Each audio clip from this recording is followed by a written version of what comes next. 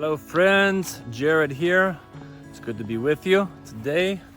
And at this session, we're going to be discussing something called the Alongsiders Roadmap. Now, I know many of you have heard of the roadmap. Many of you are well along your way on the roadmap. And today we're going to talk about not so much all of the different stages of the roadmap. That you can discuss more in your groups after this video. But we're going to discuss why the roadmap is important, why we have a path forward that we want to follow. And you may be wondering, Jared, why are you walking and moving in this video?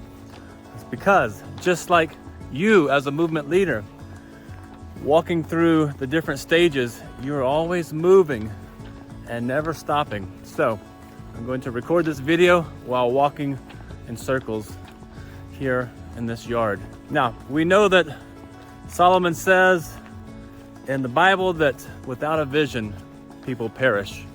Without an idea and a focus of what's ahead and what you're working towards and what matters and what's meaningful, there's not a lot of hope. So in the Alongsiders movement, this roadmap, it helps you envision milestones ahead, things to work towards, different ways you can grow, not only numerically, but also in depth and understanding and building a stronger foundation and strengthening your roots as a movement that will only help you produce more and more fruit and have a greater harvest. Now, as you know, in Alongsiders, we like to use the analogy of the garden often to talk about our movements, specifically even mangoes on the roadmap, the different stages from sprouting, green, yellow, harvesting, orchard, and even beyond. And we know that when working with plants and in a garden, when something is growing, it's moving. It doesn't stop. It continues to grow. It continues to move through different stages. And with growth, eventually comes fruit. And with the more growth, the more fruit that we see. In Alongsiders, we want to see every movement growing, faithfully moving somewhere, not just to be proud of the numbers that we're seeing, more importantly, to be humbled by the hearts and the lives that are being transformed by the love of God and the love of an Alongsider. Now, when it comes to a garden or plants or flowers, to maintain and see growth and see fruit and see a harvest, we know it requires a lot of work. The same goes in your movements. To see the harvest that we want to see, it requires work. Many of you, all of you, the reason that you're here at this gathering is because you've put in the work to move through some of the stages of the roadmap and to see harvest and to see fruit. But just like with a garden that requires work, so does your movement require intentional work. At times in the garden, we have to remove weeds. And Alongsiders, we'd like to remove confusion sometimes and understandings that others need help with fully grasping. In the garden, in the fields, we plant seeds, and Alongsiders, we have to continue to plant and cast a vision of the movement. In a garden, in the field, sometimes we have to prune. We have to prune back branches or limbs or trees.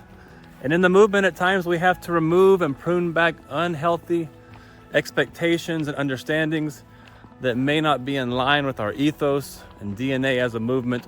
And just like we have to water plants in the garden, we have to very much water and encourage our leaders, training them by leading by example, by visiting, by walking alongside them faithfully and showing them what it means to be a part of a life-giving, faith-filled, discipleship-based movement.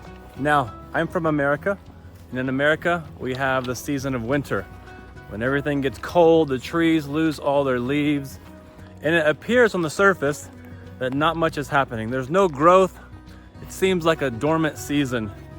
But actually what's happening under the ground, under the surface, beyond what our eyes can see, the roots are actually growing, they're finding new nutrients, and they're creating a healthier and stronger foundation for the harvest that is to come in the spring and the summer.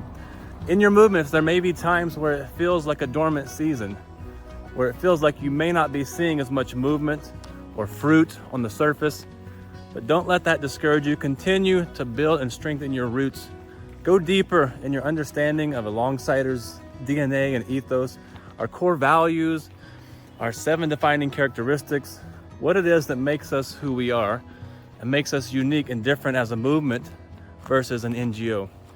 Don't let those times of less fruit and movement discourage you, but continue to work, even if behind the scenes, strengthening your movement, your leaders, investing in those who are going to help you see a harvest one day. So I encourage you to continue working through the stages of the roadmap, going from green mango to yellow, to harvesting, to orchard, and even beyond. And continue digging deeper roots, building a stronger foundation, cultivating the ground that you've been given, because the fruit that is to come will be a beautiful, beautiful harvest. So, thank you guys for staying with me as I walked. I'm going to stop now because I'm tired. God bless you. Bye.